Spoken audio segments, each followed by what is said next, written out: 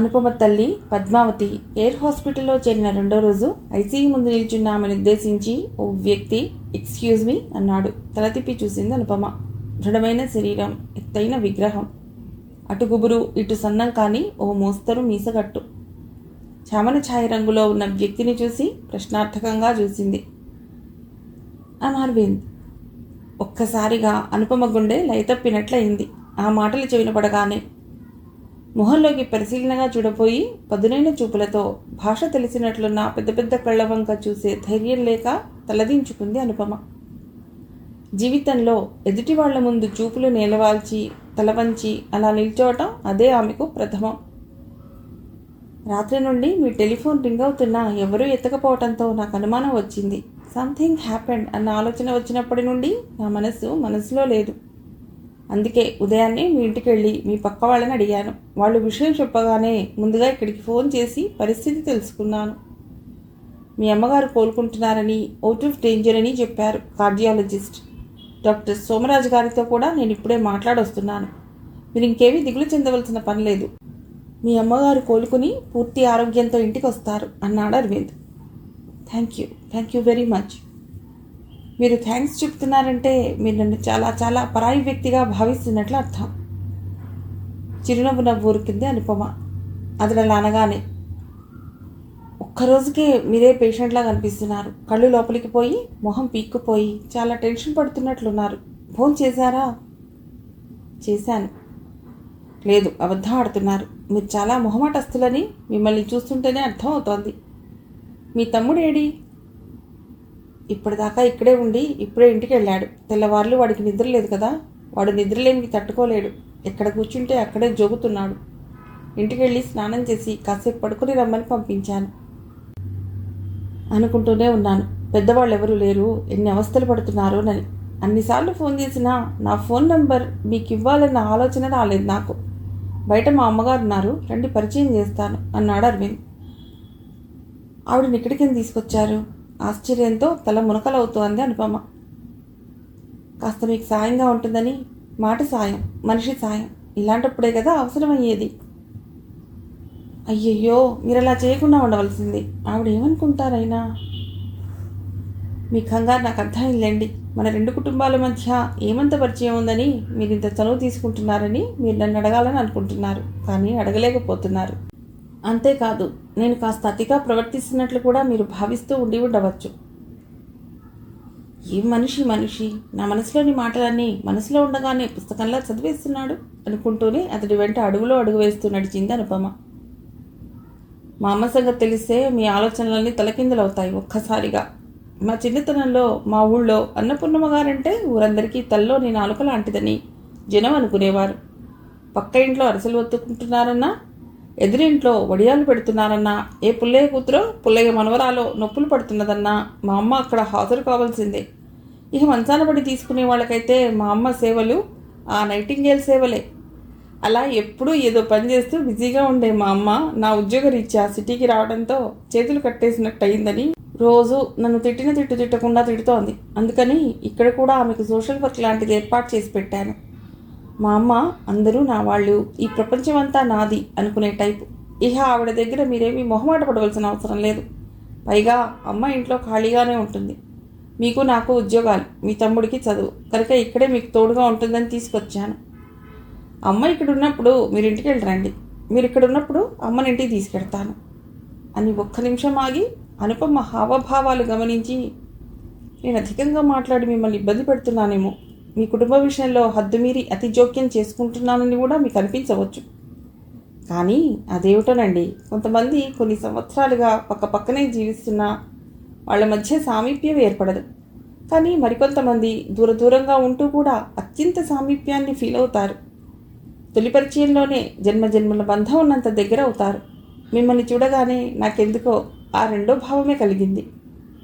ఆ ఆఖరి మాటల్ని స్వరం తగ్గించి మార్ధవంగా అన్నాడు అరవింద్. వినటం తప్ప ఏమీ మాట్లాడలేకపోయింది అనుపమ. అతడి మాటల్లో వ్యక్తమవుతున్న ఆత్మీయతను, ఇది అని చెప్పలేని ఏదో తీయని అనుబంధాన్ని మౌనంగానే అనుభవిస్తోంది. అతడి మనస్సులో తనకున్న స్థానాన్ని అతడి మాటల్లో విని అంతకు ముందెన్నడూ లేని కొత్త అనుభూతులతో పులకించిపోయిందామె. తల్లిని పరిచయం చేశాడు అరవింద్. అతడు తన తల్లిని గురించి ఇంతకు ముందే చెప్పిన మాటలు అక్షర సత్యాలని ఆమెను చూడగానే అనిపించింది అనుపమకు.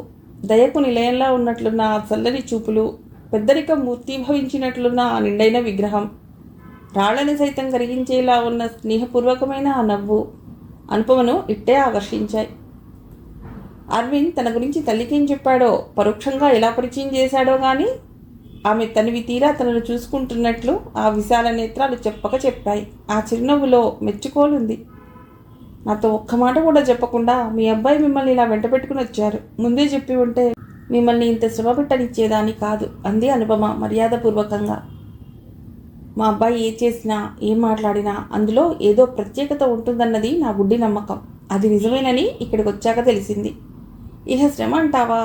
మీరు నన్ను శ్రమ పెడుతున్నారండి అంటే మీరు నాకు చాలా ఆనందాన్ని ఇస్తున్నారని అర్థం అంది అన్నపూర్ణమ్మ. మాటల్లో ఈవిడ ఆ కొడుకు తల్లే అనుకుంది మనసులో అనుపమ. ఇక నేను వస్తాను, అమ్మని తర్వాత వచ్చి తీసుకెడతాను. మిమ్మల్ని ఇంటి దగ్గర డ్రాప్ చేయమంటారా అడిగాడు అరవింద్. వద్దు వద్దు, మీకు ప్రతిదానికి కంగారే. All right. థ్యాంక్స్ చెప్పబోయి ఆ ప్రయత్నాన్ని అతి కష్టం మీద మానుకుంది అనుపమ. ఇందాకటిలా మళ్ళీ దానికి మరో మూరెడు చదువుతాడనిపించి ఊరుకుంది. 4 అడుగులు ముందుకు వేసిన వాడల్లా సడన్గా వెనక్కి తిరిగి మీరు నన్ను క్షమించాలి అన్నాడు అరవింద్. నిన్న యథాలాపంగా మన కలయిక చావు ఇంట్లోనో పోలీస్ స్టేషన్లోనో జరుగుతుందన్నాను. అనుకోకుండా ఈరోజు హాస్పిటల్లో కలుసుకోవాల్సి వచ్చింది. అందుకే మా అమ్మ ఎప్పుడూ అంటూనే ఉంటుంది, అపశకున మాటలు అప్రాచ్యపు మాటలు మాట్లాడుకురా, పైన తథాస్తు దేవతలుంటారు అని. ఎనీహౌ వెరీ సారీ అన్నాడు అరవింద్. నెవర్ మైండ్ అంది అనుపమ. వెడుతున్న అరవింద్ని వెనక నుండి చూస్తూ నా జీవితంలోకి ఇతడు ఓ సుడిగాలిలా ప్రవేశించాడు. కల్లో కూడా ఊహించని ఈ హఠాత్ పరిణామాన్ని, ఈ చొరవను, ఈ హఠాత్ పరిచయాన్ని ఎలా అంచనా వేయటం అని అనిపించింది అనుపమకు. దాని ఫలితంగా ఆ రోజు పొద్దున్నే ఓ విచిత్రం జరిగింది. అది అనుపమ తనంతట తానుగా అరవింద్కు ఫోన్ చేయటం. అటువైపు నిద్ర మంచం మీద నుండే ఫోన్ రిసీవ్ చేసుకున్న అరవింద్ గుడ్ మార్నింగ్ అన్న అనుపమ మధుర స్వరాన్ని విని ఆశ్చర్యపోయాడు. ఇది కళ నిజమా అనుకున్నాడు. నిజమే అంది అనుపమ. ఈరోజు సూర్యుడు ఎటు ఉదయించాడు? రోజులా తూర్పునే ఉదయించాడు. మరేమిటి ఈ విచిత్ర ఘటన? విచిత్రం లేదు, ఏమీ లేదు. మీతో ఒక ముఖ్య విషయం మాట్లాడదామని ఫోన్ చేశాను. అలా అయితే నేను మీ దగ్గరికి వచ్చేస్తాను. ఫోన్లో కన్నా వద్దు, ఫోన్లో అయితే నేను మీతో మాట్లాడదలుచుకున్నది స్పష్టంగా నిర్మోహమాటంగా మాట్లాడగలను. అది నిజమేలేండి. ఇంతకుముందు ఒకసారి నా పరిస్థితి డిటోనే అయింది. ఫోన్లో సొంత మనిషితో మాట్లాడినట్టు అంత చనువుగా అంత ఫ్రీగా మాట్లాడిన వాణ్ణి ఆ రోజు హాస్పిటల్లో ఎట్టెదుట కనిపించగానే మిమ్మల్ని చూస్తూ ఉండటం తప్ప అంతగా మాట్లాడలేకపోయాను నేను కూడా. ఆ రోజు మీరు వాగిన వాగులు తక్కువేవి కాదు, కానీ నేను మాట్లాడదలుచుకున్నది. చెప్పండి చెప్పండి, నాకు చాలా టెన్షన్గా ఉంది. ఒక్క క్షణం ఆగి మనసుని కుదుటపరుచుకుని మాటలను కూడగట్టుకుని చెప్పదలుచుకున్న విషయంలో తడబాటు రాకుండా, అవగాహన లోపానికి అస్పష్టతకు ఆస్కారం లేకుండా జాగ్రత్త పడుతూ అంది అనుపమ. ఈరోజు మా అమ్మ నన్ను అడిగింది, అరవింద్ నిన్ను పెళ్లి చేసుకోవాలని కోరుకుంటున్నాట, మీ అభిప్రాయం ఏమిటి అని. ప్రేమ, పెళ్ళి ఇవన్నీ 2 మనసులకు, 2 మనుషులకు సంబంధించిన విషయాలు. మీరు నన్ను ఇష్టపడినంత మాత్రం సరిపోతుందా? ఎంత మాత్రం సరిపోదు. మీకు నేను ఇష్టం కావాలి. నాతో జీవన సాహచర్యానికి మీరు అంగీకరించాలి. ఇలాంటివి ఏకపక్ష నిర్ణయాల వల్ల జరిగేవి కావు. నాకు మీరు నచ్చలేదని, ఈ పెళ్లి నాకు ఇష్టం లేదని నేను చెప్తే బాధపడతాను, బోలెడు నిరాశ చెందుతాను. నాకు ప్రాప్తం లేదని వేదాంతిలా ఆలోచిస్తాను. ఆ తర్వాత వాస్తవంతో రాజీ పడుతూ క్రమక్రమంగా సాధారణ పరిస్థితికి వచ్చి మా అమ్మ చూసిన ఈ అమ్మాయి మెళ్ళలోనో 3 ముళ్ళు వేసేస్తాను. అంతేకాని దేవదాసుగా మారిపోను. ప్రేమ రోగినై మంచం ఎక్కను. ప్రేమ యుద్ధాలు జరిపించను. రక్తపాతాలతో దారుణాలు చెయ్యను. చాలా ఇంకా చెప్పమంటారా? చాలు చాలు. జానెడు ప్రశ్నకు 3 జవాబు చెప్పారు. అవును, నాలో ఏం చూసి మీరు నన్ను పెళ్లి చేసుకోవాలనుకుంటున్నారు? మనకు పెద్దగా పూర్వపరిచయం కూడా లేదు కదా. నా మీద అకస్మాత్తుగా మీకు ఇంత ప్రేమ ఎందుకు పుట్టింది? ప్రేమ అంటే మీ ఉద్దేశంలో సినిమాల్లో చూపించినట్లు చిన్నప్పటి నుండి ఒక దగ్గర పుట్టి పెరిగిన బావ మర్దళ్ళ టైపో, ఇరుగింటి పొరుగింటి అమ్మాయి అబ్బాయి టైపోనా? మీరు ప్రేమ అనండి, మరేదైనా అనండి, మిమ్మల్ని చూడగానే నా మనసులో ఓ స్పందన కలిగింది, ఓ అలజడి చెలరేగింది. మీ మీద ఓ ఇష్టం, ఓ అభిమానం, మీకు దగ్గరగా జీవితాంతం మీతో కలిసి ఉండాలన్న కోరిక నాలో కలిగే. కాలేజీ స్టూడెంట్గా ఉన్నప్పుడు చాలామంది అందమైన అమ్మాయిలతో నేను స్నేహం చేశాను. ఆకర్షితుడయ్యాను. వాళ్ళని తాకాలని, వాళ్ళని నా స్కూటర్ మీద షికార్ తీసుకువెళ్ళాలని, వాళ్ళ ముందు హీరోలా కనిపించాలని, ఇలాంటివి ఎన్నో ఎన్నో కోరికలు కలిగేవి. కానీ అవన్నీ కౌమార చేష్టలని, అయోమయావస్థలో ఉన్న వయసు తాలూకు తొందరలని మరి కాస్త ఎదిగాక నాకు బోధపడింది. అలాంటి స్థితిలో కూడా ఏ ప్రమాదంలో పడకుండా, ఏ అమ్మాయిని బాధించకుండా, అవమానించకుండా, ఆమె జీవితానికి నష్టం కలిగించకుండా బయటపడినందుకు నన్ను నేను అభినందించుకుంటాను ఇప్పటికీ. బహుశా అది నాలోనే నాకు తెలియకుండా జీర్ణమైన సంస్కార లక్షణం కావచ్చు, సాంప్రదాయపు పునాది కావచ్చు. ఒక మాట మాత్రం ఖచ్చితంగా చెప్పగలను. మిమ్మల్ని చూసిన మరుక్షణం నాలో కలిగిన భావాలు, కోర్కెలు మాత్రం అందుకు భిన్నమైనవి. అవి ఇవి అని చెప్పటానికి నా దగ్గర సరైన భాష లేకపోవచ్చు, నిర్వచించడం నాకు చేత కాకపోవచ్చు. కానీ ఇది నిజమైన ప్రేమంటే అని మాత్రం అనిపించింది. అనుపమ గారు, ప్రేమ, పెళ్ళి వంటివి ఇద్దరికి సంబంధించిన స్వవిషయాలే అయినా అవి సమాజ సంబంధాలు కూడా అన్నది నా అభిప్రాయం. అలా అంటున్నప్పుడు ప్రేమికులు వాళ్ళు ఇద్దరైనా, సింగిల్ ప్రేమికుడు అంటే వన్ సైడెడ్ లవర్ బాపతైనా వాళ్లకు ప్రేమ, పెళ్ళి అనేవి ఓ సమాజ బాధ్యతగా కూడా వచ్చి ముందు నిలుస్తాయి. మీరు నా అభిప్రాయంతో ఏకీభవిస్తారని అనుకుంటున్నాను అనుపమ గారు.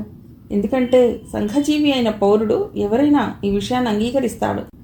ధారాళంగా మాట్లాడుతున్నవాడల్లా ఉన్నట్టుండి ఒక్క నిమిషం అంటూ ఆగిపోయాడు అరవింద్. సెల్ఫోన్లో మాట్లాడుతున్నట్లు దూరంగా మాటలు వినబడ్డాయి. మళ్ళీ లైన్లోకి వచ్చి, అనుపమ గారు, ఐఎమ్ వెరీ సారీ, ఏదో మర్డర్ కేసు వచ్చింది, నేను అర్జెంటుగా వెళ్ళాలి, వచ్చాక మళ్ళీ మాట్లాడతాను అని హడావుడిగాని ఫోన్ పెట్టేశాడు అరవింద్. ఓకే అంటూ తను ఫోన్ పెట్టేసింది అనుపమ. అరవింద్తో అంతసేపు మాట్లాడాక మబ్బులు తొలగిపోయిన చందమామల స్పష్టతతో, అందమైన కాంతితో మెరిసిపోయింది అనుపమ వదన. ఫోన్ పెట్టేసిన అతడి మాటలు ఆమెను వెంటాడటం మానలేదు. వాటన్నిటినీ ఒక దగ్గర గుదిగుచ్చి అందులో అతడి మనసు చూడటానికి ప్రయత్నించింది అనుపమ.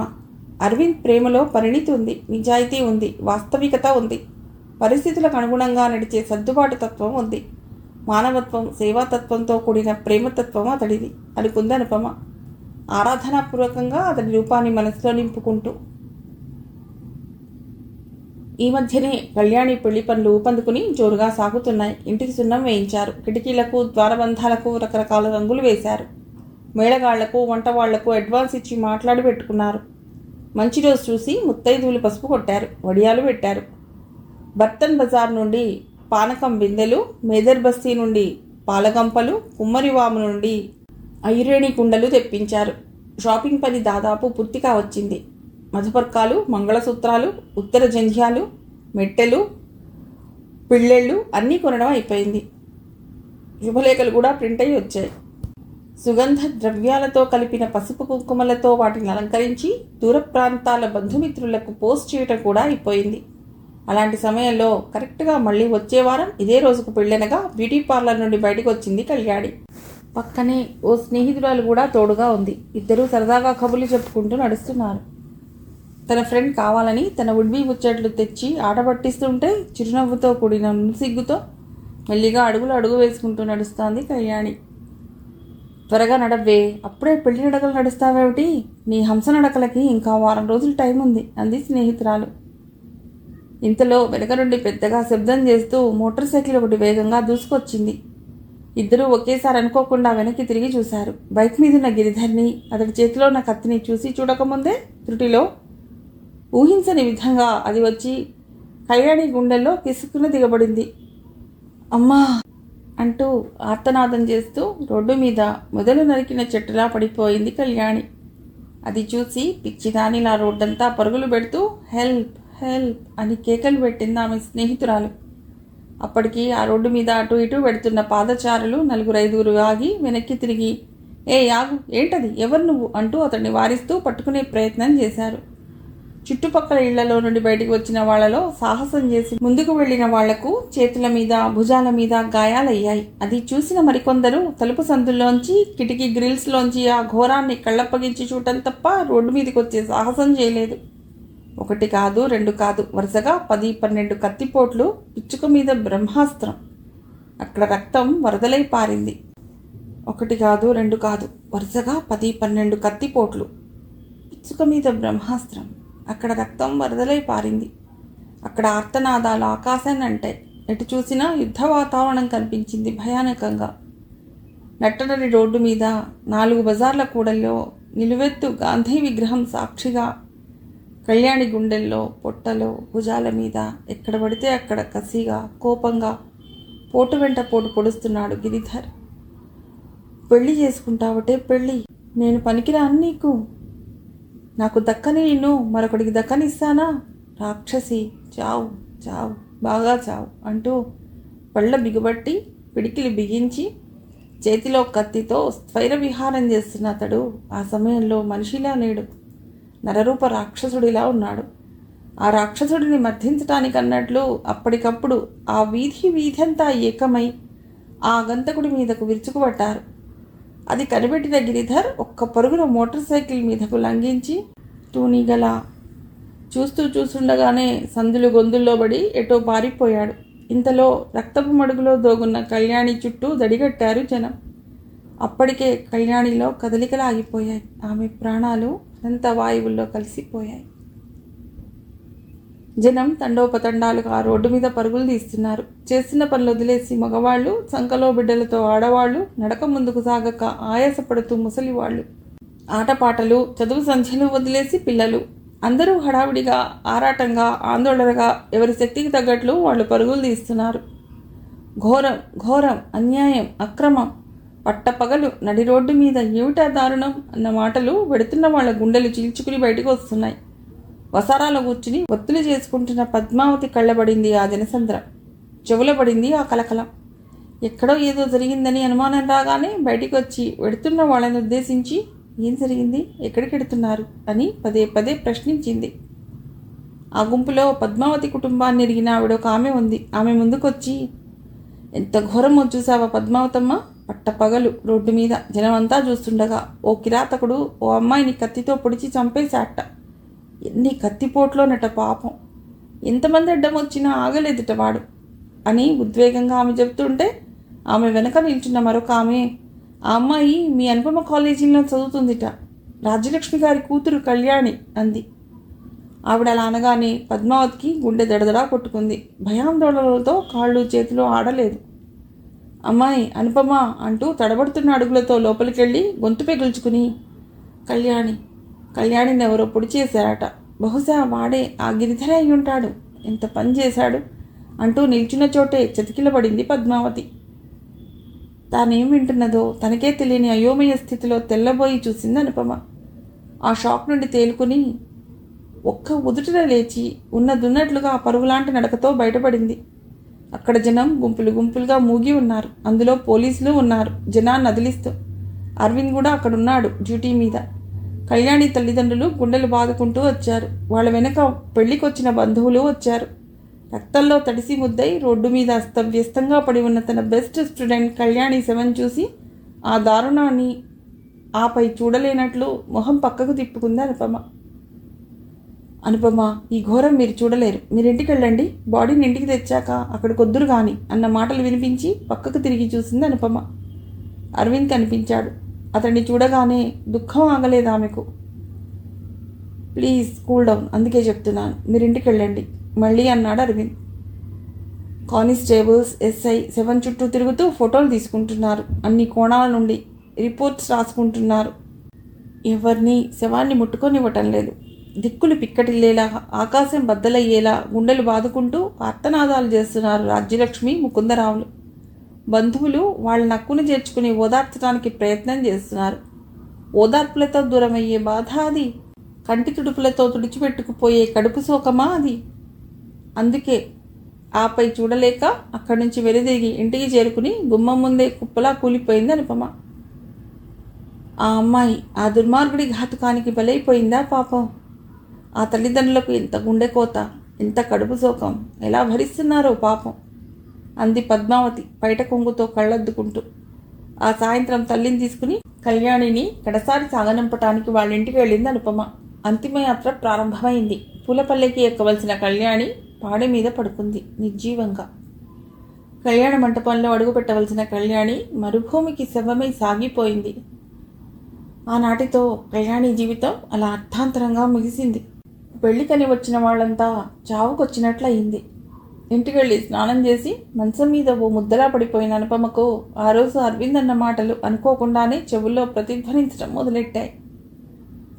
ప్రేమ పేరిట దారుణాలు చెయ్యను, ఏ యుద్ధాలు చెయ్యను. ప్రేమ వ్యక్తిగతమైన, అది ఒక సాంఘిక బాధ్యత కూడా అన్న మాటల్లోని గొప్పతనం అప్పుడు కళ్ళ ముందు నిలిచినట్లయింది అనుపమకు. అనుపమ, ఏం చేస్తున్నారు? మీరు చాలా అప్సెట్ అయ్యారు కదూ అని మర్నాడు ఉదయం పలుకరించాడు ఫోన్లో అరవింద్. కళ్యాణి మరణ వార్తలను, హత్యకు గురైన ఫోటోలను పేపర్లో చూస్తున్నాను. గుండె తరుక్కుపోతోంది. ఏం తప్పు చేసిందని ఆ అమ్మాయికి ఇంత శిక్ష? ఎవరి జోలికి పోకుండా తల వంచుకుని తన పనేదో తను చేసుకుంటూ పోయే పిల్ల. అవన్నీ సమాధానం దొరకని ప్రశ్నలు. ప్రతిరోజు వృత్తిలో ఇలాంటివెన్నో చూసి చూసి మాకు అలవాటైపోయింది. కేసు విచారణ దృష్టిలో తప్ప సెన్సిటివ్గా ఆలోచిస్తే మేము మా పని చేయలేం అన్నాడు అరవింద్. మా పని అంటే మీ పని జరిగిందంతా జరిగాక శవ పంచనామా జరిపించటమేగా. ఘోరాలు అత్యాచారాలు జరిగాక తీరుబడిగా వచ్చి పని ప్రారంభించకపోతే ఆ పనేదో మీ పోలీసులు కాస్త ముందుగా ప్రారంభిస్తే ఎన్నో ప్రాణాలు రక్షించబడేవి, ఎందరివో జీవితాలు సుఖ సంతోషాలతో సాగిపోయేవి కదా అంది అనుపమ నిష్ఠూరము ఆరోపణ కలగలిపి. ఆ మాటలకు ముందు ఆశ్చర్యపోయి ఆ తర్వాత అనుపమ ముక్కుసుటితనానికి ఎంతగానో మెచ్చుకున్నాడు అరవింద్. ఆమె మనసులోని మాటను అడిగే తీరు అతడికి ఎంతగానో నచ్చింది. కళ్యాణి మృతి ఆమెను ఎంతగా బాధిస్తుందో ఆ మాటల్లోని ప్రతి అక్షరం అతడికి తెలియజెప్పింది. హలో, వింటున్నారా? వింటున్నానండి. మా పోలీస్ డిపార్ట్మెంట్ మీద మీరు చేసిన ఆరోపణకు సమాధానం చెప్పడానికి సిద్ధంగా కూడా ఉన్నాను. అనుపమ గారు, మా డిపార్ట్మెంట్ చేసుకున్న దురదృష్టం ఏమిటంటే ఏ హంతకుడు, ఏ దొంగ ముందుగా నోటీస్ ఇచ్చి సదరు హత్యకు కానీ దొంగతనానికి కానీ వెళ్ళడండి. ఎవరి మనసులో ఎప్పుడు ఏ దుర్బుద్ధి పుడుతుందో, ఏ పాడో ఆలోచన పుడుతుందో, ఏ క్షణంలో ఎక్కడ ఏ ఘాతుకం చేయబోతున్నాడో తెలుసుకోగల దివ్యశక్తులు, దూరదృష్టి జ్ఞానాలు మానవ మాత్రమైన మాకుండవు కదండి. మరో ముఖ్య విషయం ఏమిటంటేనండి, కనీసం బాధితులు ఆ విషయాన్ని చూచాయిగానో అనుమానంతోనూ అయినా కనిపెట్టినా మాకు కంప్లైంట్ చేసి మా రక్షణ కోరటానికి ముందుకు రారండి. పోలీసులంటే దయ్యాలో భూతాలో అన్నట్లు మాకు దూరంగా ఉండి వాళ్ళ బాధలేవో వాళ్ళు పట్టడానికి సిద్ధపడతారండి. ఫర్ ఎగ్జాంపుల్, మీ స్టూడెంట్ కళ్యాణి విషయమే తీసుకోండి. అన్ని రోజులుగా తన ఇంట్లో అద్దెకుంటున్న అబ్బాయి ఎంతగా టీజ్ చేస్తున్నా, మానసికంగా హింసిస్తున్నా ఒక్కసారైనా పోలీస్ స్టేషన్కి వచ్చి కంప్లైంట్ చేసిందా? అడగందే బిడ్డ ఆకలి అమ్మకైనా తెలియదన్నట్లు ఇంత విశాలమైన మా పోలీస్ స్టేషన్ పరిగణాలో ఎవరికి ఏ కష్టం వచ్చిందో, ఎవరు ఏం బాధపడుతున్నారో మాకెలా తెలుస్తుందండి అన్నాడు అరవింద్ సమాధానంగా. ఆలోచిస్తే అది నిజమేననిపించింది అనుపమకు. అనాలోచితంగా ప్రశ్నించి అతడి సమాధానం విన్నాక తను ఎంత తెలివి తక్కువ ప్రశ్న వేసిందో అప్పుడు ఆమెకు అర్థమైంది. ఆ పశ్చాత్తాపం నుంచి కాస్త రిలీఫ్ కోసం అన్నట్లు నిజాయితీగా తన తొందరపాటుతనాన్ని ఒప్పుకుంది. మీరన్నది నిజమే, నేను అంత దూరం ఆలోచించలేదు. I'm very sorry. ఇందులో సారీ చెప్పవలసినంత తప్పేం మీరు చేయలేదు. ఎందుకంటే అందరూ మా గురించి అలాగే అనుకుంటారు, అంతే ఆలోచిస్తారు. ఈ డిపార్ట్మెంట్కి సంబంధించిన వాడి కనుక అనుభవంతో మీకు ఆ సమాధానం చెప్పగలిగాను. అనుపమ గారు, మా ఖాకీ దుస్తుల వెనక మీకు కనిపించేది లాఠీ జడిపింపులు, ఫైరింగ్లు, 3rd గ్రేడ్ డిగ్రీ టార్చర్ అమలు, ఇవే కానీ నిజానికి మాకు ఒక మనసు ఉంటుందని, మా కళ్ళలోనూ కన్నీళ్లుంటాయని ఈ ప్రజలు గుర్తించరు. ఆ ప్రజల్లో నేను ఒకదాన్నైనందుకు సిగ్గుపడుతున్నాను. దానికి ఓ కారణం ఉంది. ఎవరికైనా జరగకూడని అన్యాయం, భరించలేని దుఃఖం కలిగినప్పుడు అది తట్టుకోలేక అతని లేక ఆమె ఆత్మీయులకు ఆవేశపూరితమైన కోపం కలగటం సహజం. ఆ క్షణంలో ఆ కోపాన్ని ఎవరి మీదో ఒకరి మీద చూపిస్తే కానీ ఆ ఆవేశం కొంత చల్లారదు, ఆ దుఃఖపు ఉధృతం కొంత తగ్గదు. మీకు తెలియకుండానే మీ మనసులో నన్ను మీకు కావలసిన వాడిగా భావిస్తున్నారు గనుకనే ఇలా స్వతంత్రంగా కోపగించుకోగలుగుతున్నారు. ఆ ఆఖరి మాటలని కావాలనే కాస్తంత స్వరం తగ్గించి అనుపమ హృదయానికి మృదువుగా తాకేలా అన్నాడు అరవింద్. ఆ మాటల ప్రభావం వల్లనో ఏమో ఏం మాట్లాడాలో తెలియక మౌనంగా అలాగే ఉండిపోయింది అనుపమ కొంతసేపు. అదే అదనుగా మళ్ళీ మరింత మనసు విప్పి ఆమె ముందు పరిచాడు అరవింద్. అనుపమ గారు, మీరు బాధపడితే నేను చూడలేను. నిన్న మీ కంటనీరు నన్ను చాలా వేధించింది. అందుకే మనసాపుకోలేక ఎలా ఉన్నారో, ఎంత బాధపడుతున్నారో అని ఫోన్ చేస్తున్నాను. ఒక్కోసారి మన ప్రమేయం లేకుండానే ఎవరితోనో ఏదో గాఢ బంధం ముడిపడిపోతుంది. ఒకసారి ఆ బంధం ఏర్పడిపోయాక వాళ్ళ ఆనందం మన ఆనందం అవుతుంది, వాళ్ళ దుఃఖం మన దుఃఖం అవుతుంది. నువ్వు నేను అన్న విడివిడి భావం బదులు మనం అన్న ఏకత్వ భావం కలుగుతుంది. మీ విషయంలో నాకు అలాంటి భావమే ఏదో కలిగిందని అనిపిస్తోంది. అందుకే ఈ ఆరాటం, ఈ ఆతృత. సూర్యరశ్మి తాకిడికి మెల్లమెల్లగా కరిగి నీరై పారే మంచుగడ్డల ఆ ఆదరణకు, ప్రేమకు మెల్లమెల్లగా కరగసాగింది అనుపమ మనస్సు. జీవితం అన్న తర్వాత కష్టాలు, కన్నీళ్లు, చావులు వంటివి ఎన్నో చూడక తప్పదు, అనుభవించక తప్పదు. లైఫ్లో ఎదుటి మనిషి మీద అటాచ్మెంట్ ఎంత అవసరమో డిటాచ్మెంటు అంతే అవసరం. కళ్యాణి అంటే మీకు చాలా ఇష్టం నాకు తెలుసు. ఆ అమ్మాయి మరణం మీకెంతో బాధను, వ్యధను కలిగిస్తోంది. అయినా తప్పదు, గుండె దిటివి చేసుకోక క్రమక్రమంగా ఆ విషయాన్ని మర్చిపోవటానికి ప్రయత్నించండి. అలా జరగవలసి ఉంది, జరిగింది, అంతే అని మనసుకు సర్ది చెప్పుకోండి. ఉంటా మరి. మీకు ఎప్పుడైనా మనసుకు చికాకు కనిపిస్తే, ఒంటరితనం బాధిస్తే నాకు ఫోన్ చేయండి. దాన్ని నేను దూరం చేస్తాను. ఏ విషయంలోనైనా మీకు తోడుగా నేనున్నానన్న విషయాన్ని మాత్రం మర్చిపోకండి. ఆఖరణ ఒక్క మాట, మాటి మాటికి ఇలా గారు, మీరు, మీకు వంటి గౌరవ సూచక పదాలను వాడుతుంటే నాకెందుకో మీకు కొంత ఎడమవుతున్నానన్న భావం కలిగి బాధిస్తోంది. అందుకే ఈరోజు నుంచి అనుపమ అని హాయిగా పిలవాలని నిర్ణయించుకున్నాను. నువ్వులో ఉన్న దగ్గరితనం మీరులో లేదని నీకు అనిపిస్తే నువ్వు నన్ను అలాగే పిలవచ్చు అనుపమ అను అంటూ ఫోన్ పెట్టేశాడు అరవింద్. అతడి చొరవకు ఆశ్చర్యపోయింది అనుపమ ముందు. ఆ తర్వాత అనుకుంది, చొరవ చూపించక ఏం చేస్తాడు? అతడు ఎంతగా మాట్లాడిస్తున్నా, ఎంత చేరువకు రావాలని ప్రయత్నిస్తున్నా, తను బెల్లం కొట్టిన రాయిలా ఉలుకు పలుకు లేకుండా ఉంటే, మనసు తెలిపే ప్రయత్నమే చేయకపోతే అతనే మరో అడుగు ముందుకు వేయక ఏం చేస్తాడు? నిజానికి అతడు అన్న ఆఖరి మాటలు తను అని ఉండవలసింది. నన్ను గారు, మీరు అంటూ గౌరవించనవసరం లేదు, అనుపమ అని పేరు పెట్టి పిలవండి చాలు అని. ఒక్క మాటని ఉంటే తన నోటి ముత్యాలు ఏమైనా రాలిపోతాయా? క్లాస్లో విసుగు విరామం లేకుండా గంటల కొద్దీ పాఠాలు చెప్పే తను ఇక్కడేంటి ఇలా అతడితో పాఠాలు చెప్పించుకుంటోంది? తన మెదడు, మనస్సు అతడి సమక్షంలో ఎందుకలా మూగపోతాయి? మాట్లాడక ఇవాళ ఒక్కరోజు కాస్త నోరు విప్పి మాట్లాడగలిగింది. కానీ ఏం లాభం? అవేమైనా సరసమైన మాటలా? అతడి మనసుకు నచ్చే తీయటి కబుర్లా అంటే కాదు, అభియోగాలు. వీరో అసమర్థులు అన్నట్లు నిందారోపణలు. తను అలా మాట్లాడి ఉండవలసింది కాదు. ఏమనుకున్నాడో ఏమో. అతడి ప్రతి మాటలోనూ ఎంతో అనురాగం, ఆప్యాయత ఉట్టిపడుతుంటాయి. అనుపమ, నీ మనసున మనసై, బతుకున బతుకై, నీకు తోడుగా, నీకు అండగా నేనుంటాను అని ఎంత చక్కగా చెప్పాడు అరవింద్. నువ్వు కంటతడి పెడితే నేను చూడలేను, నువ్వు బాధపడుతుంటే నాకు ఇలాగా అనిపించింది, నా మనస్సులో లేదు అంటూ ఎంత ప్రేమగా మాట్లాడాడు. ఆ రోజు అమ్మ హాస్పిటల్లో ఉన్నప్పుడు ఫోన్ చేశారా మీరు? ఇంటికి వెళ్ళి రెస్ట్ తీసుకోండి అన్న మాటల్లో ఎంత తపన, ఆరాటం ఉన్నాయి. కష్టంలో, సుఖంలో ఇలా పక్కనుండే పురుషుడు దొరికితే ఆ స్త్రీ ఎంత అదృష్టవంతురాలవుతుంది. అరవింద్ హృదయంలోంచి వచ్చే ప్రతి మాట అనురాగంతో తడిసి ప్రేమకు సరియైన నిర్వచనం చెబుతున్నట్లుగా అనిపిస్తాయి. అలాంటి వ్యక్తి గుండెలో స్థానం సంపాదించిన స్త్రీ తనంటే ఆ ఆలోచన ఎంత గర్వంగా ఉంది అనుకుంది అనుపమ ఆనందంగా. కళ్యాణి హత్య అర్చన మనస్సును బాగా కుంగదీసింది. కామానికి ప్రేమ అని పేరు పెట్టుకుని ఆ అపర కీచకుడు ఆ అమాయకురాల్ని దారుణంగా చంపేశాడు. కీచక వధ జరగవలసిన చోట కళ్యాణి హత్య జరిగింది. ఇది ఆధునిక భారతం. ఒక్క కళ్యాణి కాదు, ప్రేమకు బలైపోతున్న ఆడపిల్లలు ఈ సమాజంలో ఇంకా చాలామంది ఉన్నారు. అందులో తను ఉంది. ప్రేమగా భ్రమింపజేసే కామంతో రాహుల్ తన జీవితాన్ని అర్థాంతరంగా ఇలా వదిలేశాడు. చివరకు తనను ఓ ప్రశ్నార్థకంగా మార్చేశాడు. కళ్యాణి అలా చంపేబడినప్పటి నుండి ఇంట్లో తన పెళ్లి గురించి పోరెక్కువైంది. డిగ్రీ కూడా అయిపోవటంతో ఇంకా ఎందుకు ఆలస్యం అంటూ తనపై ఒత్తిళ్లు తెస్తున్నారు. దాంతో సమస్య మరింత జటిలమైంది. రాహుల్ పీల్చి పిప్పి చేసిన ఈ శరీరాన్ని ఏ మొహం పెట్టుకుని మరొకరికి అర్పించగలదు తను? అలా చేస్తే అపరాధ భావం, కట్టుకున్న వాణ్ణి మోసం చేశానన్న ఆత్మహింస తప్ప ఆ కాపురంలో తనకు లభించబోయే సుఖ సంతోషాలు ఏమున్నాయి? పోనీ అలా కాక ఎలాంటి వాడైనా ఆ ప్రేమించిన రాహుల్తోనే జీవితాన్ని ముడిపెట్టుకుని రాజీ బతుకైనా బతుకుదామనుకుంటే అసలు అతడు పెళ్లికి అంగీకరిస్తే కదా.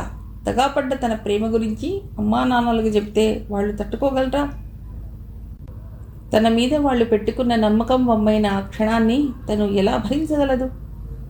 కన్నవాళ్ల చేత చీ అనిపించుకోవడం కన్నా నరక సదృశ్యమైన పరిస్థితి మరొకటి ఉంటుందా అని ఆలోచిస్తోంది అర్చన.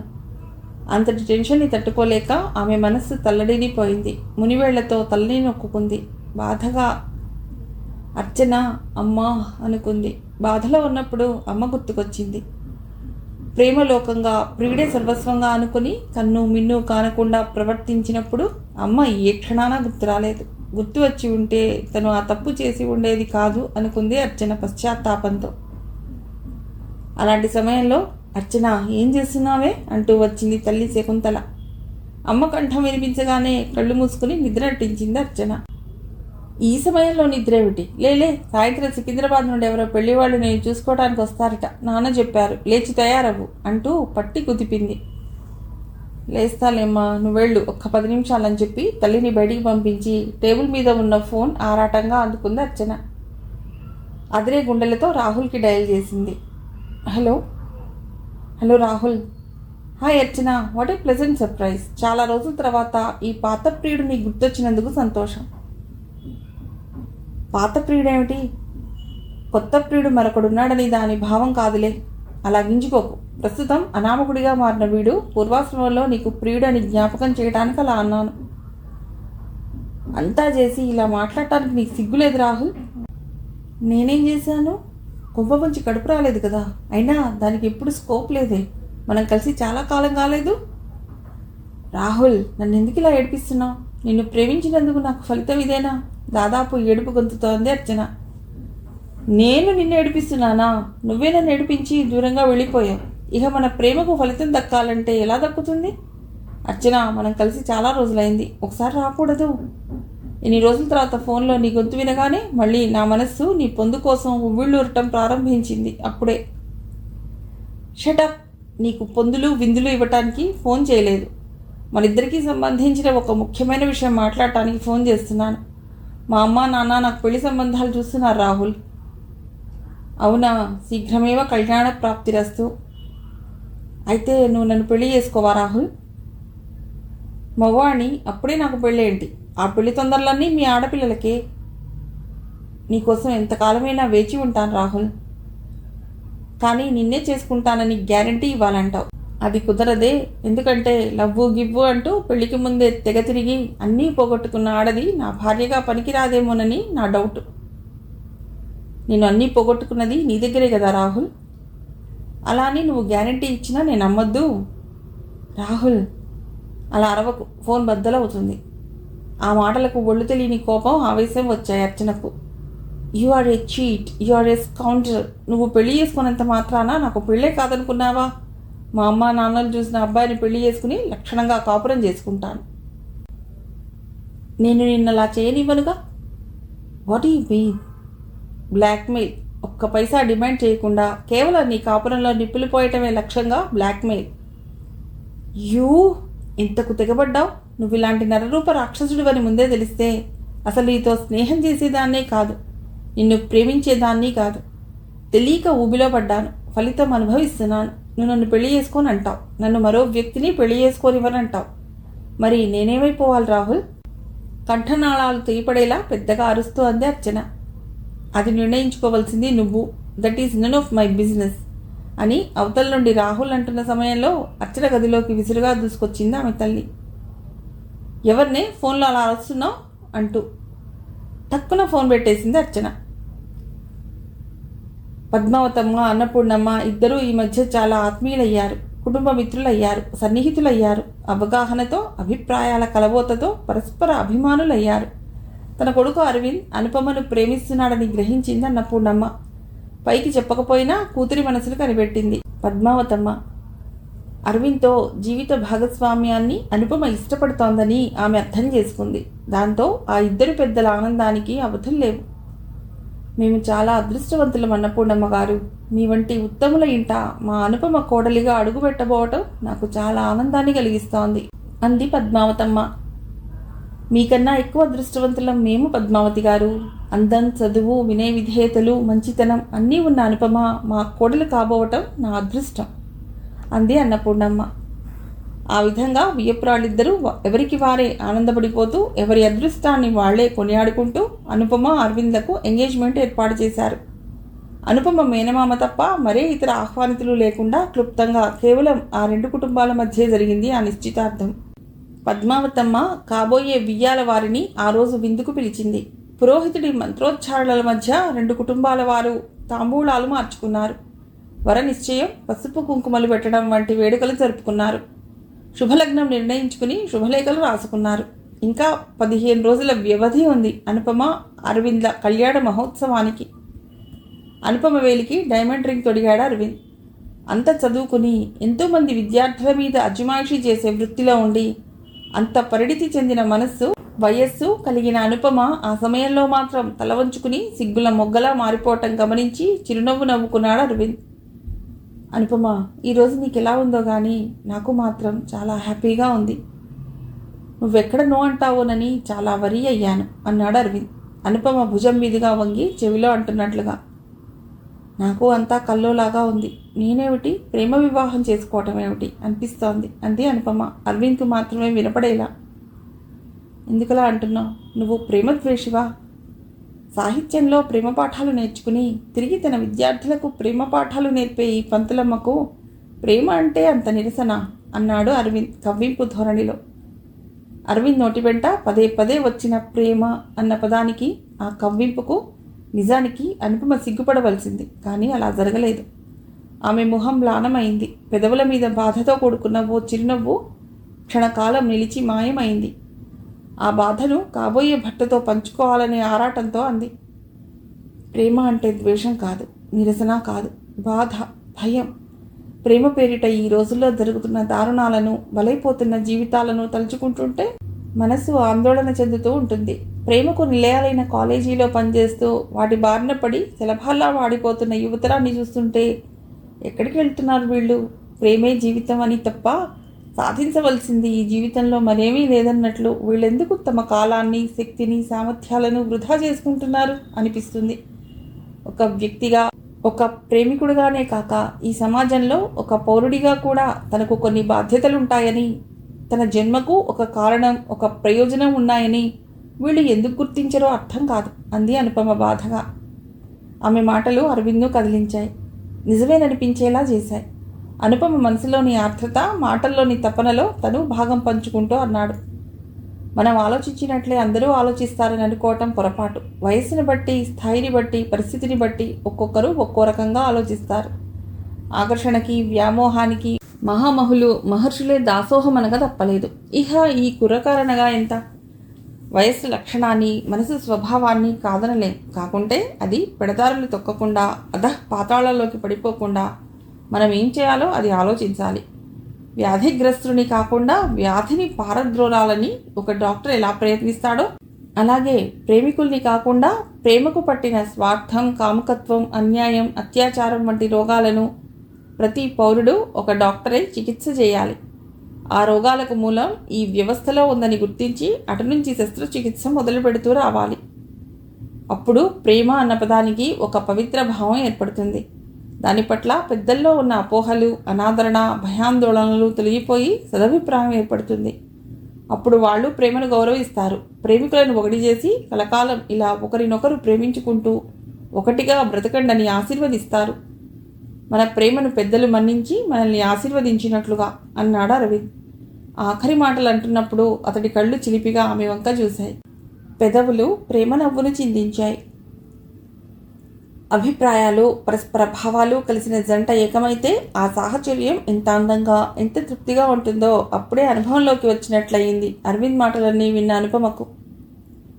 ప్రేమ పట్ల అరవింద్లో ఉన్న ఉన్నత భావాలకు, ప్రేమికుల పట్ల అతడికి ఉన్న గౌరవానికి ఆమె మనసులోనే అతడిని మెచ్చుకుంది. అతడి గురించి ఆలోచిస్తూ అతడినే తన మనస్సంతా నింపుకుంటున్న క్షణంలో అరవింద్ తన పొడవాటి చేతిని ముందుకు చాపి అనుపమ చేతిని తన చేతిలోకి తీసుకుంటూ ఆత్మీయంగా స్పృశించాడు. ఆ స్పర్శకు పులకించిపోయింది అనుపమ. ఆ స్పర్శలోని దగ్గరితనానికి, నీకు నేనున్నానన్న సందేశానికి సమాధానమే ఆ పులకింత. ప్రేమలో స్త్రీ కోరుకునేది ఆ దగ్గరితనాన్నే. ప్రేమికుడి నుండి ప్రియురాలు ఆశించేది ఆ భద్రతనే. అది లోపించినప్పుడే జీవితం అల్లకల్లోలం అవుతుంది. తుఫాన్లో నడి సముద్రపు నావ చందం అవుతుంది. అరవింద్తో సాన్నిహిత్యం, సామీప్యం కుదురుతున్నప్పటి నుండి అతని మనస్సును అత్యంత చేరువ నుండి చూడగలుగుతున్నది అనుపమ. చూడగా చూడగా అతడి వ్యక్తిత్వం తన కందనంత ఎత్తుకెదిగిపోయి విశ్వంభరత్వాన్ని సంతరించుకుంటున్నట్లు అనిపించసాగింది. నేనెంత అదృష్టవంతురాల్ని అనుకుంది అనుపమ. అలా అనిపించగానే నా అదృష్టమే ఈ సమాజంలో ప్రతి ఆడపిల్లకు లభ్యమైతే ఎంత బాగుంటుంది అనుకుందా ఆశగా. అరవింద్ గురించి ఇలా అనుపమ ఆలోచిస్తున్న సమయంలోనే అరవింద్ కూడా అనుపమ గురించి మరోలా ఆలోచించసాగాడు. ఈ అనుపమ సామాన్య స్త్రీ కాదు. ఈమె వ్యక్తిత్వం విభిన్నమైనది. ఈ విశాల విశ్వాన్నంతా తన కుటుంబంగా భావించే విశాల హృదయం, ఎక్కడ ఏ మూల ఏ కష్టం నష్టం జరిగినా తనకే జరిగినంత పరితపించే హృదయ ఔన్నత్యం ఈమెలోని ప్రత్యేకతలు. అందరూ ఆడపిల్లల్లా మొగుడి చెంత సిగ్గులలుకుతూ ముడుచుకుని కూర్చోవలసిన ఇలాంటి సమయంలో సైతం ఆమె వెర్రితలలు వేస్తున్న ఈ కాలపు ప్రేమ గురించి ఆలోచించి ఆందోళన పడుతోంది. నేనొక్కదాన్ని సుఖంగా సంతోషంగా ఉంటే చాలని సంకుచితంగా ఆలోచించకుండా ఈ విశ్వమంతా ప్రేమమయం కావాలని కోరుకుంటోంది అని కాబోయే భార్య వ్యక్తిత్వాన్ని తలుచుకుని మురిసిపోతున్నాడు అరవింద్. అతడి ఆలోచనలను, తన పట్ల అతడి అభిప్రాయాన్ని నిజం చేస్తోంది అనుపమ. అరవింద్, ఈ సమయంలో నాకు కళ్యాణి గుర్తుకొస్తోంది. ఇలాంటి అదృష్టం పాపం ఆ అమ్మాయికి దక్కలేదు కదా. భర్త, సంసారం, ప్రేమైక జీవనం వీటన్నిటికీ ఆమె ఆదిలోనే దూరమైంది కదా అన్న ఆలోచన గుండెను కలిచివేస్తున్నది అంది అనుపమ. అది అంతే. అందుకే ఎవరో ఒక సినిమా కవి అననే అన్నాడు, మనసు గతి ఇంతే, మనసున్న మనిషికి సుఖము లేదంతే అని. అందరి గురించి ఆలోచించే వాళ్లకు ఈ వ్యధ తప్పదు. ఏదో లోకల్లో ఉన్నట్లున్న అనుపమ ఆ మాటలకు రెస్పాండ్ కాలేదు. మొదటి మాటకు పొడిగింపు అన్నట్లుగా మరొక ప్రస్తావన తెచ్చింది. కళ్యాణితో పాటే కలిసి చదువుకున్న మరో 2 అమ్మాయిలు అర్చన, ప్రగతి అని ఉన్నారు. ఫైనల్ ఇయర్కి వచ్చాక వాళ్ళు నాకు కొంత దూరం అవటం వల్ల నేను వాళ్ళ విషయం అంతగా అబ్జర్వ్ చేయలేకపోయాను. కానీ వాళ్ళ ప్రేమలోనూ ఏదో అనర్థం జరిగిందని నాకు అనిపిస్తుంది అరవింద్. అర్చన అయితే ఓసారి ఆత్మహత్యా ప్రయత్నం కూడా చేసింది. ప్రగతి ఏదో సినిమా గొడవల్లో చిక్కుకుని ఇల్లు వదిలి ప్రేమించిన వాడితో బయటకు వచ్చేసిందని విన్నాను. ఆ అమ్మాయి తొందరపాటు చర్య, ఆ అనాలోచిత కార్యం ఆమెను ఎన్ని చిక్కుల్లో పడవేసిందో. ఆమె పట్ల అతడి ట్రీట్మెంట్ ఎలా ఉందో తెలియదు కానీ మొత్తానికి ఏదో కష్టాల్లో మాత్రం ఉందని అంచనా వేయగలిగాను.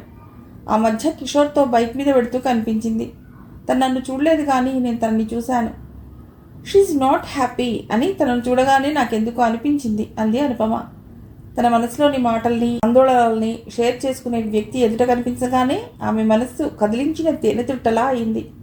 అందుకే అప్రయత్నంగానే ఆమె గుండె బరువు కొంత అతడి హృదయం మీద పడిపోయింది. దాంతో ఆమెను సమాధానపరిచే యత్నంలో అన్నాడు అరవింద్, కళ్యాణి, అర్చన, ప్రగతి వంటి ప్రేమ బాధితులు ఈ సమాజంలో వీధికిద్దరు, మలుపుకొక్కరు ఉన్నారు.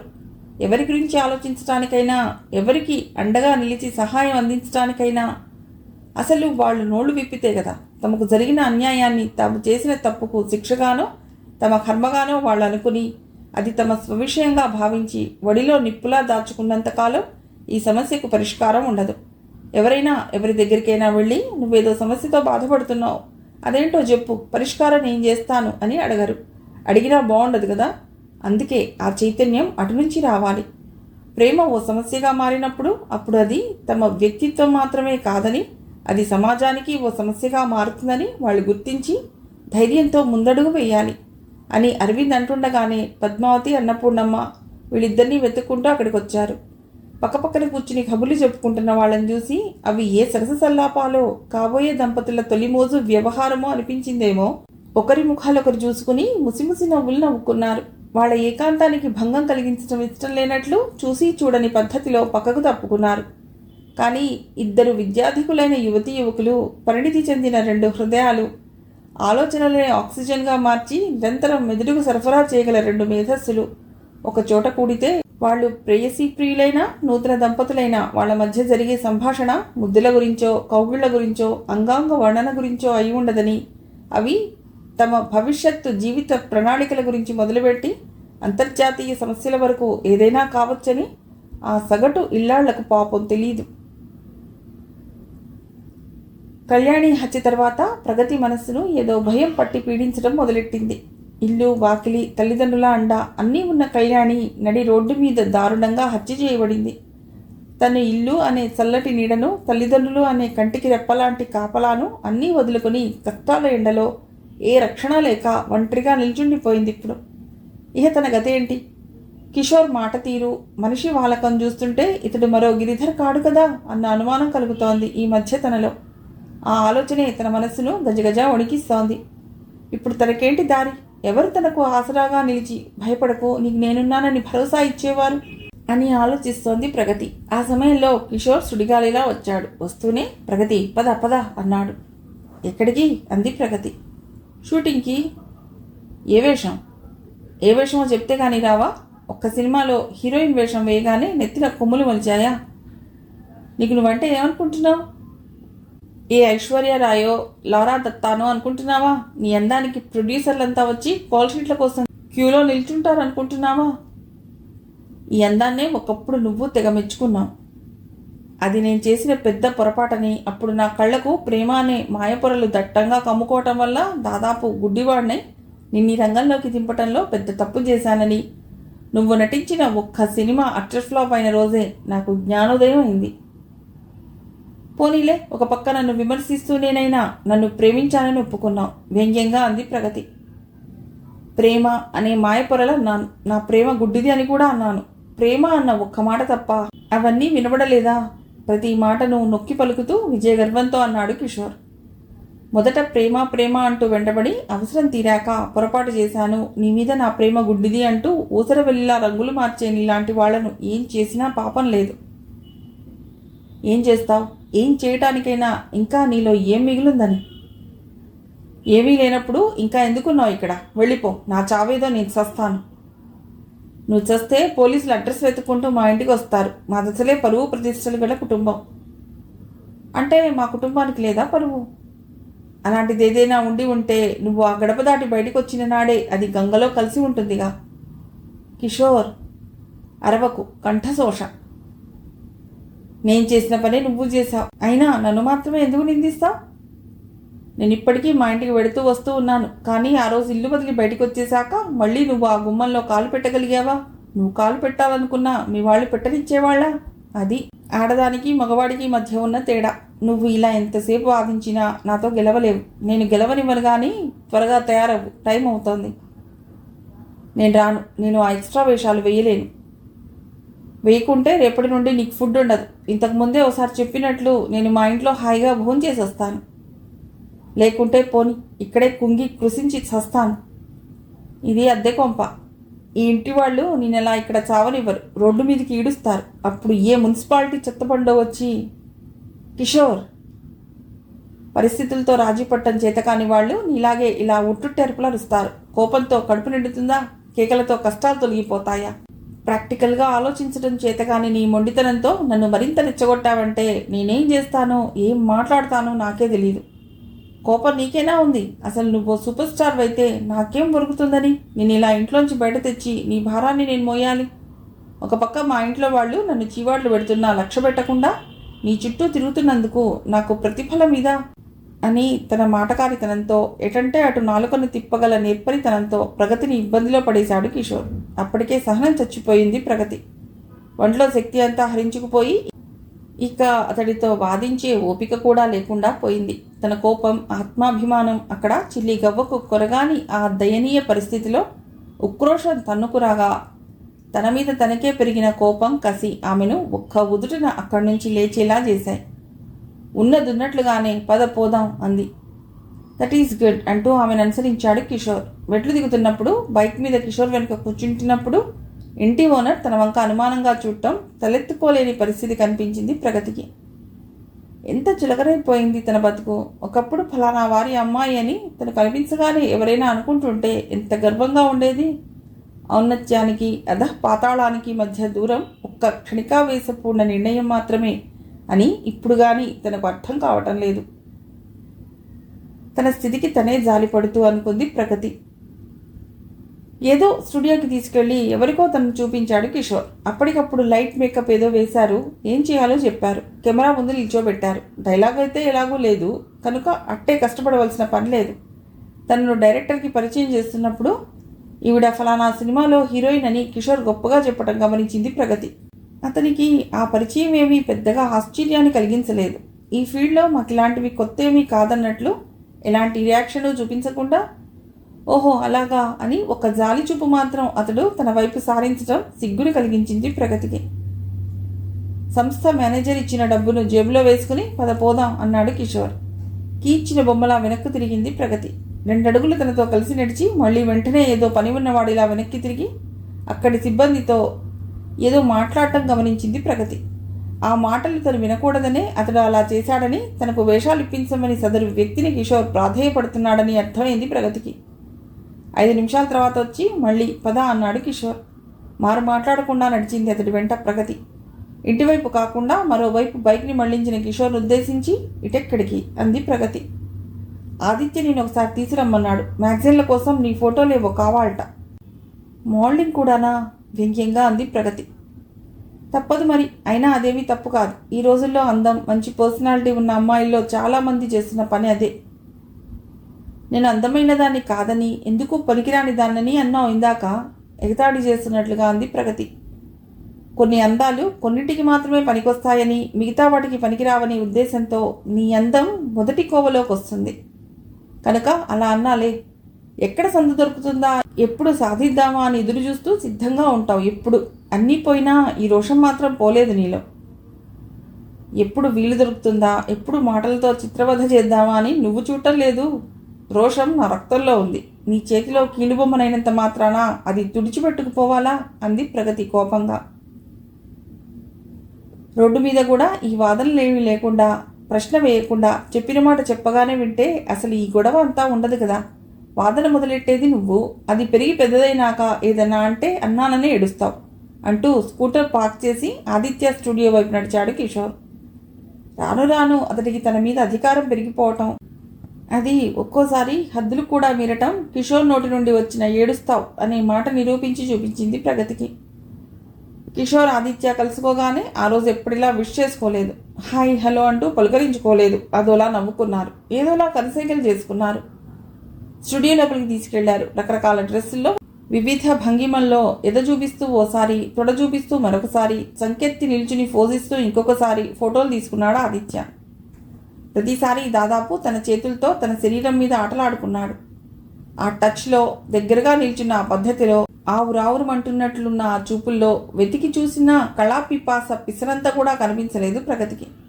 కిషోర్ చెప్పినట్లుగా అతనేమీ ఓ మహా కళాకారుడు కాదని, ఓ మామూలు ఫోటోగ్రాఫర్ అని, ఫోటోలతో వ్యాపారం అతని వృత్తని అర్థమైపోయింది ప్రగతికి. దొంగలు ఊళ్ళు పంచుకున్నట్లు తన శరీర ప్రదర్శన మీద సంపాదించుకున్న డబ్బును వీళ్ళిద్దరూ పంచుకుంటున్నారు కాబోలు అనుకుంది ప్రగతి నిర్లిప్తంగా. మీరు చాలా అలసిపోయినట్లు కనబడుతున్నారు, కాసేపు రెస్ట్ తీసుకోండి అన్నాడు ఆదిత్య తెచ్చిపెట్టుకున్న మర్యాదతో. పర్వాలేదు అంది ప్రగతి పొడిగా. తనేమో గాని నేను బాగా అలసిపోయానురా, చాలా దాహంగా ఉంది, కాస్త కూల్ డ్రింక్స్ ఏమైనా తెచ్చిపెట్టకూడదు అన్నాడు కిషోర్ సోఫాలో వేలగిల్లబడిపోతూ. ఓ ష్యూర్, ఐఎమ్ సారీ, పనిలో పడితే నాకు ప్రపంచమే తెలియదు అన్నాడు ఆదిత్య ఓ మహా కళాకారుడి లెవెల్లో. కళాపోసన కదా మరి, తమరేమైనా సామాన్యులా కళాకారులు అన్నాడు కిషోర్. ఆ మాటలకి ఇద్దరూ నవ్వారు. ఆ మాటల్లో, ఆ నవ్వులో ఏదో వ్యంగ్యం, మరేదో గూఢార్థం వరించాయి ప్రగతికి. స్టూడియోలో బాయ్ కూల్ డ్రింక్స్ తెచ్చాడు. నిజానికి ప్రగతికి దాహంగానే ఉంది, అలసటగానూ ఉంది. అందుకే వద్దనకుండా కూల్ డ్రింక్ తీసుకుంది. తాగగానే కనురెప్పలు భారంగా మూతలు పడ్డాయి. మత్తుగా నిద్రలోకి జారుతున్నట్లయింది. ప్రగతి లే అని కిషోర్ తట్టి లేపగానే దిగ్గున లేచి కూర్చుని చుట్టూ చూసింది ప్రగతి. తన సోఫాలో పడుకునింది. తన పక్కన 2 కుర్చీల్లో కిషోర్, ఆదిత్య కూర్చుని తన వంక నవ్వుతూ చూడడం కనిపించింది. ఆ నవ్వు తనను నిలువెల్లా కాలుస్తున్నట్లు అనిపించింది ప్రగతికి. అదేంటో నాకు తెలియకుండానే అలా నిద్ర పట్టేసింది, సారీ అంటూ లేచి పక్క గదిలోకి వెళ్ళి వచ్చేటప్పుడు తను వేసుకుని వచ్చిన షర్ట్ షల్వార్ వేసుకుని కిషోర్ ఇక వెడదామా అంది ప్రగతి. పద అంటూ తను లేచాడు కిషోర్. బైక్ స్టార్ట్ అయి వేగం అందుకుంది. 2 మలుపులు తిరిగింది. 3వ మలుపు దగ్గర ఏదో అవరోధం ఏర్పడినట్లు టక్కున ఆగిపోయింది. ఎటో చూస్తూ కూర్చున్న ప్రగతి నడుస్తున్న బండి సడన్గా ఆగిపోవటంతో ముందుకు చూసింది. ఎదురుగా చేతిలో కర్రలతో 2 రౌడీలు, గుండు ముఖాలు, బుర్ర మీసాలతో భయంకరంగా ఉన్నారు. వాళ్ళిద్దరి మధ్య నిప్పులు కురిపిస్తున్న చూపులతో తన అన్నయ్య ప్రశాంత్ నిల్చుని ఉండటం చెప్పలేనంత ఆశ్చర్యం కలిగించింది ప్రగతికి.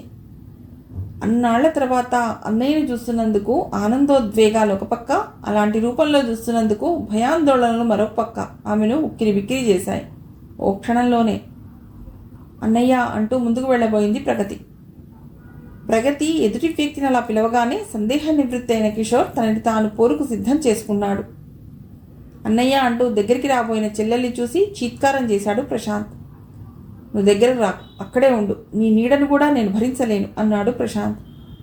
ఇంతలో అతడి పక్కనే ఉన్న ఓ కిరాయి రౌడీ అందుకుంటూ, మీ అన్నయ్య నీకోసం రాలేదే, వీడితో పనిబడి వచ్చాడు. అయినింటి ఆడపిల్లలు తేరగా దొరికారు కదా అని ఉచ్చులోకి లాగి ఆడవాళ్ల బతుకుల్ని నాశనం చేయటమే కాకుండా ఆ సంసారాలను రచ్చగీడ్చే ఇలాంటి వాళ్లను వదిలిపెట్టకూడదు. ఎయ్యండి నాయాల్ని అంటూ కర్రపైకెత్తి నెత్తిన ఒక్క దెబ్బ వేశాడా రౌడీ. నన్ను వదిలేయండి, నేను ఆమెను తీసుకురాలేదు, తనే నా దగ్గరికి వచ్చింది అన్నాడు కిషోర్ నడి రోడ్డు మీద కిందపడి 2 చేతులు తలకు అడ్డం పెట్టుకుంటూ. ఆ మాటలకు కట్టలు తెగిన కోపంతో అన్నాడు ప్రశాంత్. అది నిన్ను వెతుక్కుంటూ నీ దగ్గరికి వచ్చిందంటే ఎందుకు వచ్చింది? తన ప్రియుడివన్న నమ్మకంతో వచ్చింది. తననేదో ఉద్ధరిస్తావని ఆశపడి వచ్చింది. కానీ నువ్వు చేసిందేమిటి? దాన్ని పెట్టి సినిమా వ్యాపారం చేద్దామనుకున్నావు. అది బెడిసి కొట్టేసరికి దాన్ని మోడల్గా మార్చి నీ ఫ్రెండ్ ఆదిత్యతో అసభ్యకరమైన ఫోటోలన్నీ తీయించి ఆ విధంగా డబ్బు చేసుకుంటున్నావు. అది ఇంట్లో నుంచి వెళ్ళిపోయినా అది ప్రతి కదలికను, నీ ప్రతి ఎత్తుగడను నేను గమనిస్తూనే ఉన్నానన్న విషయం నీకు తెలీదు. కూల్ డ్రింక్లో మత్తుమందు కలిపి మీరిద్దరూ దాని న్యూడ్ ఫొటోస్ తీసిన సంగతి నేను కాస్త ఆలస్యంగా తెలుసుకోవటం వల్ల అడ్డుకోలేకపోయాను. త్వరలోనే బ్లూ ఫిలిం కూడా తీయబోతున్నారన్న విషయాన్ని సకాలంలో తెలుసుకుని నీలాంటి నరరూప రాక్షసుడిని బతకనివ్వకూడదనే ఇలా వచ్చాను అంటూ కిషోర్ మీద సుడిగాలిలా విరుచుకుపడి మెడ మీద ఒక్క దెబ్బ వేశాడు ప్రశాంత్. అన్నయ్య నోట్లోంచి వస్తున్న ఒక్కొక్క మాట, ఒక్కో భయంకర నిజాన్ని ఆమె కళ్ల ముందు నిలుపుతూ ఉంటే ఆశ్చర్యంలో తలమునకలయ్యింది ప్రగతి. ఆ మిత్రద్వయం ఈ మధ్య ఏదో చెడు ఆలోచన చేస్తున్నట్లు అనుమానించింది కానీ అది మరీ ఇంత వికృతమైందని ఆమె అనుకోలేదు. అందుకే ఆగ్రహము, అసహ్యము కలగలిసిన తీక్షణమైన చూపులతో కింద పడి ఉన్న కిషోర్ని చూసింది. ప్రశాంత్ దెబ్బతో రోడ్డు మీద పడిపోయిన కిషోర్ని అదను చూసి రౌడీలు కర్రలతో తల మీద, వీపు మీద, భుజాల మీద దెబ్బ వెంట దెబ్బ వేయటం మొదలెట్టారు. అబ్బా, అమ్మా, వద్దు వద్దు అంటూ హాహాకారాలు చేస్తున్నాడు కిషోర్. అది చూసి కంగారుగా వాళ్ళని అడ్డుకుంటూ, అన్నయ్య కొట్టొద్దు, వాళ్ళని కొట్టొద్దని చెప్పు, అతన్ని వదిలేయండి అంటూ కేకలు పెట్టింది ప్రగతి. అది మరింత కోపం తెప్పించింది ప్రశాంత్కు. ఇంత జరిగినా ఇంకా వీడి మీద ప్రేమ చావలేదా నీకు? వాడికి ఎక్కడ నొప్పి అవుతుందోనని ఎంతగా బాధపడుతున్నావే. నువ్వు గడప దాటిన మరుక్షణం ఆవేదనతో, అవమానంతో నాన్న గుండె ఆగిపోయినప్పుడు కలగలేదా నీకు ఈ బాధ? డాడీ పోయారా? ప్రశాంతంగా నా చదివేదో నేను చదువుకుంటూ కెరీర్ కోసం కృషి చేస్తున్న నన్ను ఇలా గొడవల్లోకి దింపి నా భవిష్యత్తును బండలు చేసుకునేలా చేసినప్పుడు లేదు ఈ బాధ? దాని సినిమాల పిచ్చి కారణం నేనే అని కుళ్ళి కుళ్ళి ఏడుస్తూ పశ్చాత్తాపంతో పిచ్చిదైపోయిన అమ్మని గురించి నీకు కలగలేదా బాధ? కానీ నీకు ప్రియుడికి 4 తగిలేసరికి ప్రేమ పొర్లుకొచ్చింది, వరదలై పొంగుతోంది.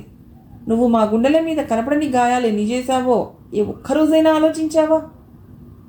అది కాదన్నయ్య, నువ్వు నన్ను అపార్థం చేసుకుంటున్నావు. నువ్వు పోలీస్ కేసులో ఇరుక్కోవడం ఇష్టం లేక నన్ను క్షమించన్నయ్యా ప్లీజ్. నేను చేసిన తప్పు నేనే తెలుసుకున్నాను, పశ్చాత్తాపంతో కాలిపోతున్నాను. నన్ను నీ వెంట తీసుకెళ్ళన్నయ్యా, నాకు మన ఇల్లు కావాలి, మీరు కావాలి అంటూ ఏం మాట్లాడుతుందో తెలియని దుఃఖోద్వేగంతో పొంతలేని మాటలు మాట్లాడి ఆ తర్వాత 2 చేతులతో ముఖాన్ని దాచుకుని బోరున ఏడ్చింది ప్రగతి. ఆ ఏడుపును దిక్కులు తప్ప ఎవ్వరూ వినలేదు. అప్పటికే ఆ ముగ్గురు వెళ్ళిపోయారు. నెత్తురోడుతున్న కిషోర్ స్పృహలేని స్థితిలో రోడ్డుకు అడ్డంగా పడి ఉన్నాడు. అది చూసి పిచ్చిదానిలా పెద్దగా ఏడుస్తూ కేకలు పెట్టింది ప్రగతి. ఎవరో వచ్చారు. కిషోర్ని హాస్పిటల్లో చేర్చారు. అరగంట తర్వాత అతడి తల్లిదండ్రులు, అక్కచెల్లెళ్ళు అందరూ వచ్చారు. ప్రగతిని నానా దుర్భాషలాడి మరోసారి ఎప్పుడూ తమ కొడుకు జీవితంలోకి తొంగి చూసే ప్రయత్నం చేయవద్దని గట్టిగా వార్నింగ్ ఇచ్చి అక్కడి నుంచి పంపించేశారు. బయటికి వచ్చిన ప్రగతికి ఎటు పోవాలో ఏం చేయాలో అర్థం కాలేదు. కాళ్ళు యాంత్రికంగానే రూమ్ వైపు నడిచాయి. గేట్ తీసుకుని అడుగు లోపల పెట్టడం ఆలస్యం. ఇంటావిడ తన వంక ఎగాదిగా చూస్తూ, ఇది మర్యాదస్తులుండే ఇల్లు, తెలియక గది అద్దెకి ఇచ్చావు. రేపు ఈ పాటికి ఇల్లు ఖాళీ చేయకపోతే బలవంతాన చేయించవలసి ఉంటుంది అని అరిచి మరీ చెప్పింది. ఆ రాత్రి ఆ రూమ్లోనే ఉరివేసుకుని చచ్చిపోదాం అనుకుంది ప్రగతి. కానీ అలా చేయలేకపోయింది. ఎందుకు చేయలేకపోయిందో ఆమెకి అర్థం కాలేదు. పాడు ప్రాణాల మీద అంత తీపెందుకో. ఎన్నెన్ని అవమానాలు జరిగినా తను ఇంకా చావకుండా మొండిగా ఎలా బతకగలుగుతుందో అర్థం కాలేదు. చచ్చిపోదాం అనుకున్న వాళ్ళంతా చావలేరని, ప్రతి సమస్యకు చావే పరిష్కారమైతే ఇప్పటికీ ప్రపంచమంతా మరుభూమిగా మారిపోయేదని, గొంతు వరకు కష్టాల ఊబిలో కూరుకునిపోయిన ప్రగతి మనసుకు తట్టలేదు. అందుకే అది తన చేతకానితనంగానే భావిస్తోంది. అది అనుపమ అరవింద్ల పెళ్లి రోజు. పెద్ద ఆర్భాటం, వందల కొద్దీ ఆహ్వానితులు లేకపోయినా సాంప్రదాయబద్ధంగా మాత్రం పెళ్లి జరగబోతోంది. పద్మావతమ్మ హడావుడి అంతా ఇంతా కాదు. తమ్ముడు వంశీ ఎక్కడ చూసినా తనే పెళ్లి పనులు నిర్వర్తిస్తున్నాడు. పెళ్లి పెద్దగా ఆడపల్లి వారి తరఫున అనుపమ మేనమామ పెత్తనం చెలాయిస్తున్నాడు. అతని భార్య కాంతం, కొడుకు ప్రసాద్ కూడా పెళ్లికి వచ్చారు. బుగ్గన చుక్క, నుదుటిన కళ్యాణ తిలకంతో అందాల బొమ్మలా మెరిసిపోతోంది అనుపమ. నుదుటిన పొడుగుబొట్టు, బుగ్గన చుక్కతో ఠీవీగా, దర్పంగా, రాజసం ఉట్టిపడేలా ప్రకాశిస్తున్నాడు పెళ్లి కొడుకు అరవింద్. మామిడాకు తోరణాలు కట్టారు. రంగురంగుల బల్బులతో ఆవరణంతా అలంకరించారు. అనుపమ వెడ్స్ అరవింద్ అన్న బోర్డు మ్యారేజీ హాల్ ముందు కొట్టొచ్చినట్లు కనిపించి అతిథుల్ని అలరిస్తోంది. పోలీస్ బ్యాండ్తో హోరెత్తిపోతోంది పెళ్లి మండపం. సాంప్రదాయబద్ధమైన సన్నాయి మేళం కూడా మరో పక్క చక్కని పెళ్లి పాటలను వినిపిస్తోంది.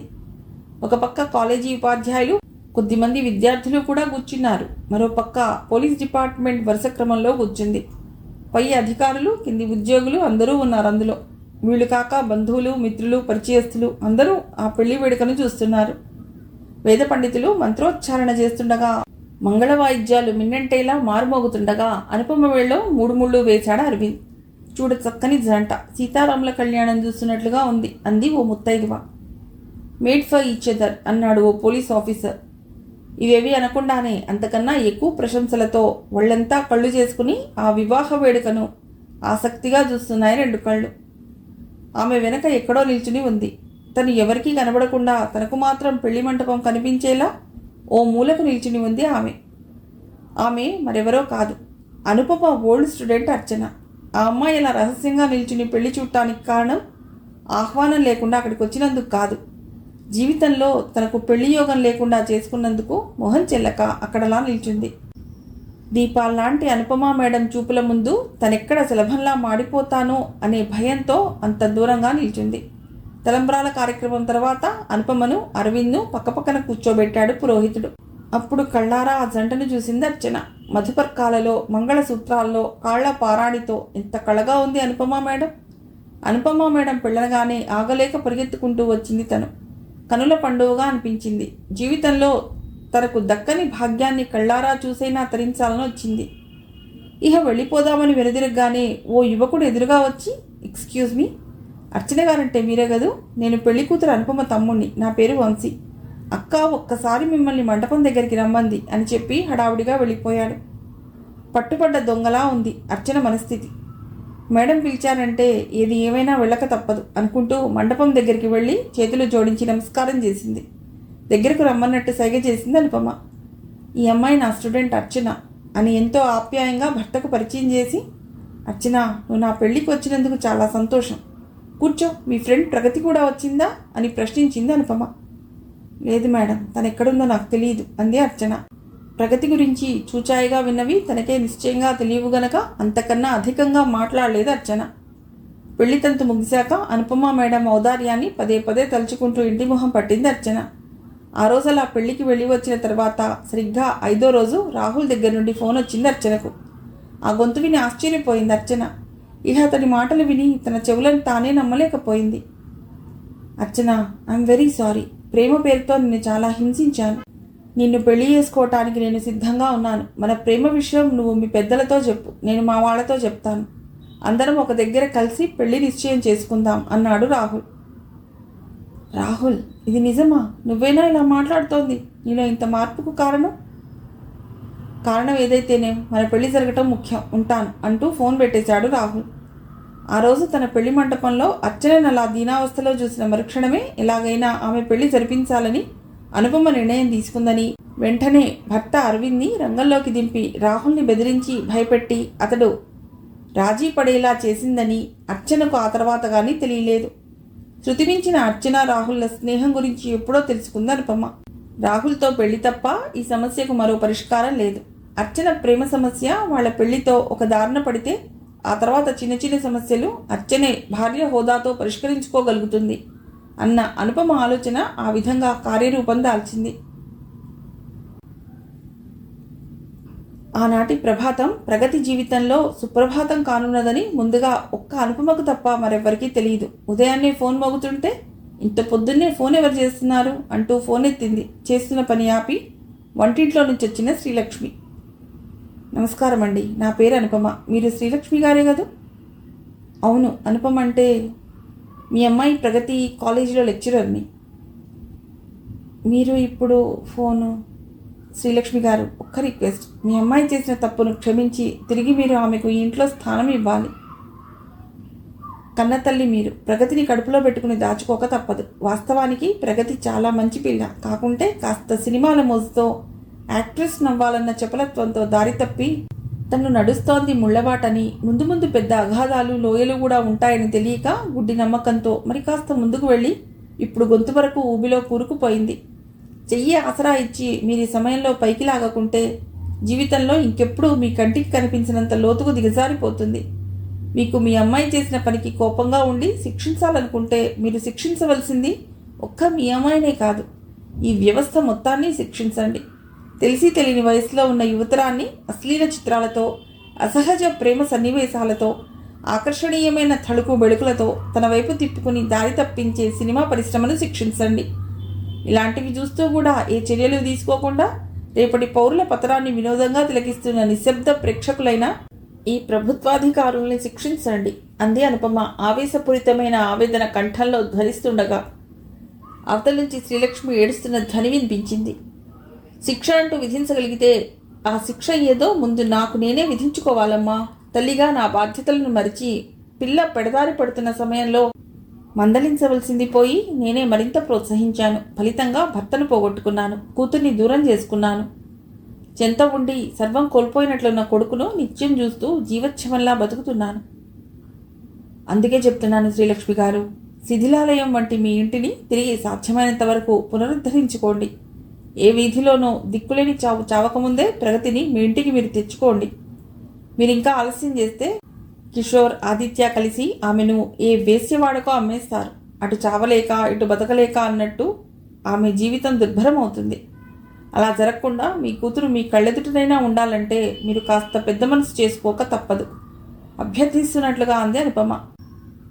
ప్రగతి కోసం నా గుండె ఎంత తప్పిస్తుందో నీకు తెలియదమ్మా. మా ప్రశాంత్కు భయపడి ఏ సాహసం చేయలేకపోతున్నాను. మీరు చేసిన ఈ ఫోన్ కాల్ నాకెంతో ధైర్యాన్ని ఇస్తోంది. ఎలాగైనా నా కూతురి నా ఇంటికి తెచ్చుకోవాలన్న పట్టుదలను నాలో నింపుతోంది. ఏ అమ్మ కన్నబిడ్డవో గాని నా ఇషు కూడా పోసుకుని నిండు నూరేళ్లు బతకాలమ్మా మీరు అంది శ్రీలక్ష్మి గద్గద స్వరంతో. తను ఫోన్ చేసిన పని పూర్తి కావడంతో నా మాటను గౌరవించినందుకు చాలా థ్యాంక్స్ అండి. ఇప్పుడు నాకు చాలా ఆనందంగా తృప్తిగా ఉంది అంది అనుపమ. నేనే మీకు థ్యాంక్స్ చెప్పాలి అంది శ్రీలక్ష్మి హృదయపూర్వకంగా. ఉంటానండి అని ఫోన్ పెట్టేసింది అనుపమ. అవతల మరో రూమ్లో నుండి కార్డ్లెస్లో అనుకోకుండా ఆ సంభాషణంతా విన్న ప్రశాంత్ మనసులోనూ అంతవరకు ప్రగతి విషయంలో ఉన్న మొండి పట్టుదల పట్టు కాస్త సడలి మరో ఆలోచనకు స్థానం కల్పించింది. నేలపై జీరాడే కుచ్చిళ్లతో, నడకకు అనుగుణంగా నడుపుపై నాట్యం చేసే పెద్ద జడతో, నుదుటిన పెద్ద బొట్టుతో, మెడలో కాంతులీనుతున్న పచ్చటి మంగళసూత్రాలతో క్లాస్లో అడుగుపెట్టింది అనుపమ. ఆ కొత్త అకాడమిక్ ఇయర్లో అది మొట్టమొదటి క్లాస్. కొత్త విద్యార్థులు, సరికొత్త ముఖాలు, రకరకాల మనస్తత్వాలు. లెక్చరర్లు స్టూడెంట్స్కు పాఠాలు చెప్తున్నారన్నది అందరికీ తెలిసిన విషయాలు.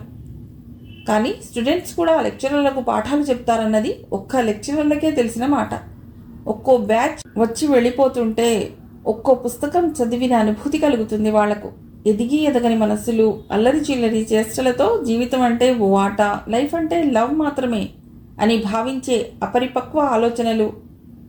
ఇలా అంతా కలిసి ఎన్నో బతుకు పుస్తకాన్ని క్లుప్తంగా చదివిన అనుభవాన్ని మిగిల్చి వెళ్ళిపోతారు. మెట్లెక్కుతూ ఆలోచిస్తోంది అనుపమ. ఎటు వంచితే అటు వంగే తీగలాంటి యువతరం మనసులను ఆదిలోనే సక్రమమైన మార్గం వైపు వంచగలిగితే ఆ పైన వాళ్ళు తమంతట తామే చకచకా ప్రగతి పథం వైపు పరుగులు తీస్తూ వెళ్ళగలుగుతారు. లేకుంటే ఓ మాధవిలా, ఓ అర్చనలా, ఓ ప్రగతిలా, ఓ గిరిధర్లా, ఓ కిషోర్లా, ఓ రాహుల్లా తయారవుతారు. అర్చన, ప్రగతిల జీవితాలను తను అతి ప్రయత్నం మీద ఓ దారిలో పెట్టగలిగింది. కానీ కళ్యాణి జీవితాన్ని మాత్రం కాపాడలేకపోయింది. ఆ చింత తన మనసులో చింత నిప్పులా నిత్యం రగులుతూనే ఉంటుంది. చేసిన తప్పుకు గిరిధర్ జైల్లో జీవిత ఖైదీ అనుభవిస్తున్నట్ట. ఇంటిని, తల్లిదండ్రులను, తోబుట్టువులను అన్నీ వదులుకుని ఒంటరిగా అక్కడ పశ్చాత్తాపంతో జైలు జీవితం అనుభవిస్తున్నాడని తెలిసింది. తను ఈ వృత్తిలో అడుగుపెట్టిన తర్వాత ఎదురైన ఈ మొట్టమొదటి బ్యాచ్ ఒక టీచర్గా తన కర్తవ్యం ఏమిటో, విద్యార్థులతో ఎలా హ్యాండిల్ చేయాలో, అగాధంలో పడ్డాక చెయ్యి అందించే ప్రయత్నాల కన్నా అసలు ఆ మార్గాన్నే వెళ్లకుండా ఎలా అడ్డుకోవాలో తనకు అనుభవాలు అనే పాఠం చెప్పి వెళ్ళిపోయినట్లు అనిపించింది. ముఖ్యంగా నేటి కాలేజీ విద్యార్థులను పట్టి పీడిస్తున్న సమస్య, పట్టుకుని ఏటో లాక్కు పెడుతున్న సమస్య ప్రేమ. ప్రేమ ఈ రోజుల్లో ఫ్యాషన్ అయిపోయింది. లవ్ మాటలు యువతరంలో మామూలు విషయాలైపోయాయి. ఐ లవ్ యూ అన్నది పదే పదే పెదవుల మించి వచ్చే ఊతపదం అయిపోయింది. ఈ వికృత సంస్కృతి నుంచి, ఈ ఫ్యాషన్ ప్రపంచం నుంచి విద్యార్థులను ప్రేమ ప్రస్థానం వైపు నడిపించాలి. ప్రేమంటే ఓ తపస్సు, ప్రేమంటే ఓ మహాయజ్ఞం, ప్రేమంటే సుఖించటం, భోగించటం కాదు. అది రెండు మనసులను బతుకంతా ఒక పవిత్ర బంధంతో ముడివేసి ఉంచేది. అది యువతరం తెలుసుకునేలా చేయాలి. ప్రేమ పేరుతో సమాజంలో జరుగుతున్న అన్యాయాల గురించి, అక్రమాల గురించి, హత్యల గురించి ఆడపిల్లల్లో అవేర్నెస్ తీసుకురాగలిగితే, వాళ్ళు వేసే ప్రతి అడుగును ఆలోచించి జాగ్రత్తగా వేయించగలిగితే, ఈ సమాజంలో నిత్యం జరుగుతున్న ఇన్ని దారుణాల్లో కొన్నైనా ఆపగలిగేదాన్ని అవుతాను. నిజమే, కానీ ఈ విషయాన్ని విద్యార్థులకు ఎలా చెప్పటం అనుకుంటూ క్లాస్ రూమ్లో ఎంటర్ అయింది అనుపమ. నిండుగా ఉంది క్లాస్. స్టూడెంట్స్ అంతా మేడం వంకే కళ్ళు విచ్చుకుని ఆసక్తిగా చూస్తున్నారు. ఈవిడ ఏం చెప్తారు, ఎలా చెప్తారు అని వేచి ఉన్నారు. చెవులు రిక్కరించుకుని ఉన్నారు. పరస్పర పరిచయాల తర్వాత తన గొంతు విప్పింది అనుపమ. డియర్ స్టూడెంట్స్, ఈరోజు క్లాస్లో మీకు ప్రేమ పాఠం చెప్తాను. శ్రద్ధగా వినండి. విన్నది ఆచరించడానికి ప్రయత్నించండి అనగానే కిసుక్కున నవ్వాడు ఓ విద్యార్థి. అమ్మాయిలంతా మూతి బిగించి ముసిముసి నవ్వులు నవ్వారు. ఇదేం మేడం, ఇదేం పాఠం అని మనసులో అనుకుంటూ ఆశ్చర్యంగా చూశారు మరికొంతమంది. ప్రిస్క్రైబ్డ్ పాఠమైనా అంత శ్రద్ధగా వినేవాళ్ళో లేదో కానీ ఆ ప్రేమ పాఠం వినడానికి మాత్రం సూజిపడినా వినబడేటంత నిశ్శబ్దంతో అందరూ సిద్ధమైపోయారు. ప్రేమ అనే మాట వినబడగానే మీరందరూ అలా ఎందుకు ఉలిక్కిపడ్డారో, అదేదో క్లాసులో ఉచ్చరించకూడని పదం అన్నట్లుగా ఇబ్బందిగా అలా ముఖాలు ఎందుకు పెట్టారో నాకు తెలుసు. ఎందుకంటే అర్థపరిణామం అనే సబ్జెక్టు ప్రకారం కొన్ని శతాబ్దాల కాలానుగుణంగా ప్రయోగంలో అర్థ సంకోచం చెందడమో లేక అర్థ వ్యాకోచం చెందడమో జరుగుతుంటాయి. ఉదాహరణకి ప్రేమ అనే పదాన్నే తీసుకుందాం. అది చాలా విస్తృతమైన అర్థాన్ని సంతరించుకున్నటువంటిది. ఎలాగంటే నవమాసాలు మోసి కన్న తన బిడ్డ భూమి మీద పడగానే తల్లి ప్రేమగా తన మునివేళ్లతో ఆ పసిగుడ్డును స్పృశించి చూసుకుంటుంది. అలాగే గోమాత తను లేగదుడను ఈని నేల మీద పడేసిన వెంటనే నాలుకతో దాని ఒళ్లంతా తాకి శుభ్రం చేసి అలా తన ప్రేమను వ్యక్తం చేసుకుంటుంది. పక్షి సైతం తన గుడ్లను గూడులో పెట్టి పొదిగి రెక్కలు రాని పిల్లల్ని తన రెక్కల్లో దాచుకుని కాపాడి ఆ విధంగా తన ప్రేమను తన భాషలో ఈ లోకానికి చాటి చెబుతుంది. ఈ ప్రపంచమంతా ప్రేమమయం. మనిషికి జీవించటానికి గాలి, నీరు, ఆహారం ఎంత అవసరమో ప్రేమ అంతే అవసరం. వ్యక్తి మొదట తనను తాను ప్రేమించుకుంటూ తన కుటుంబ సభ్యులను ప్రేమిస్తాడు.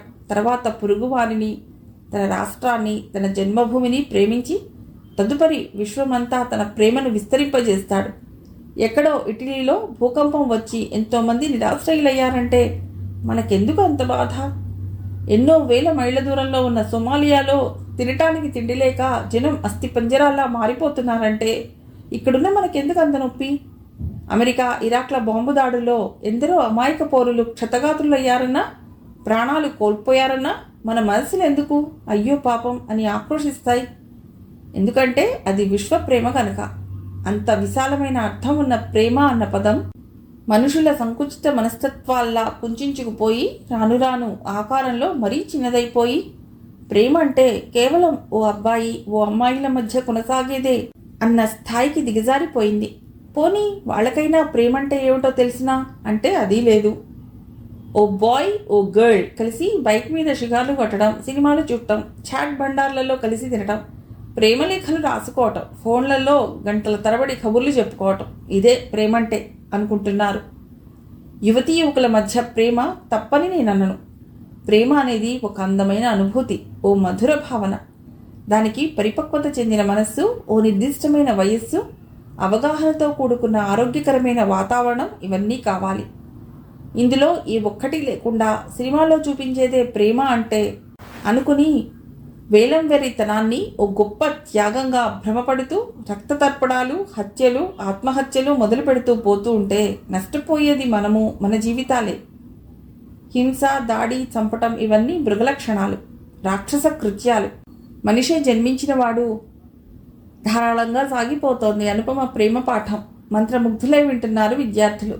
ప్రేమంటే ఇదా? అంత చిన్న మాట వెనుక ఇంత పెద్ద విషయం ఉందా అని ఆశ్చర్యపోతున్నారు అబ్బాయిలు. ఎంత చక్కగా చెప్పారు మేడం. ఈ ఒక్క లెక్చర్తో ప్రేమంటే ఉన్న చులకన భావాన్ని ఎవరో చేత్తో తీసేసినట్లు తొలగిపోయింది మనస్సులోంచి అనుకున్నారా అమ్మాయిలు. బెల్లయింది. అనుపమ క్లాసు అయిపోయింది. రూమ్లోంచి బయటికి వచ్చిన అనుపమకు మనసంతా ఎంతో తృప్తితో నిండిపోయింది. ప్రేమ ప్రస్థానం వైపు నా విద్యార్థులని ఈరోజు నేను ఒక్క అడుగైనా వేయించగలిగాను కదా అన్న ఆనందమే ఆ తృప్తికి కారణం. వెళ్తున్న అనుపమ వంక ఆరాధనతో కూడిన ప్రేమ భావంతో అపురూపంగా అలాగే చూస్తుండిపోయారు విద్యార్థులు. కథ సమాప్తం.